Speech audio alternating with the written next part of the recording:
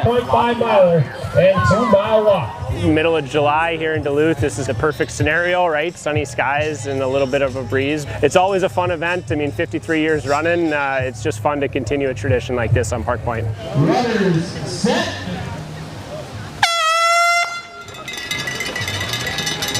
We're coming on the coattails of a record-setting Grandma's Marathon weekend, and 3 or 4 weeks after the marathon weekend to decompress a little bit and then have another event like this, because there's so many familiar faces out here, people who ran on marathon weekend, people who volunteered or helped out in other ways, and so this almost feels like a little reunion a couple weeks after the big weekend where we get to say thank you to a lot of people that participated or helped us out in what we did a couple weeks ago for the marathon. We've got some good runners in the field. Danny Docherty's back, Scott Bailey's back.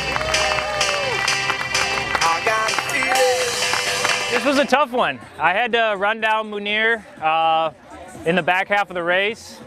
The goal was to go, at record pace, so about 450s, and that's what Munir was doing early on. So he had a lead through about 5K. And I turned the corner and I could see he was suffering a little bit, starting to hurt. So my plan was to kind of make it 2 races, have 3 miles where you're kind of getting into the race and then 2 miles where you really attack. And that's what I did, and it paid off with the win. Made the second guy to win 3 in a row, the first time since 03 to 05. What does it mean to join that elite company to do something like that? It's tough to keep it going. I love to race, and I think that's what kind of keeps me going, and it's fun to be at the top of these races and, competing well. The goal is always to win. It was hot, but there was a little bit of a breeze. I think it ended up being like a side wind.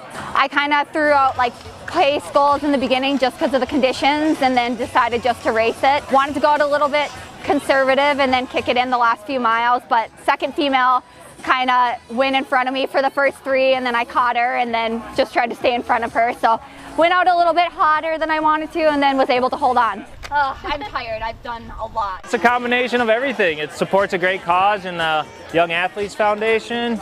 It's a great night race. There's good competition from the locals, and you get to hang out on the lake after and have a free beverage. I love the community of Duluth and that it's on Park Point. I think it's like the oldest race around, I'm pretty sure. So that's awesome. This is a northern Minnesota night on the beach, right? And that's what it should be, and then there's a run mixed in.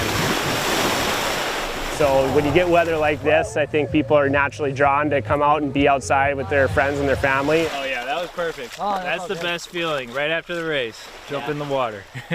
So hopefully, that's a big part of it, is that there's, it's kind of like a mini marathon weekend in some ways, right? Where you get to come down and just be part of the community.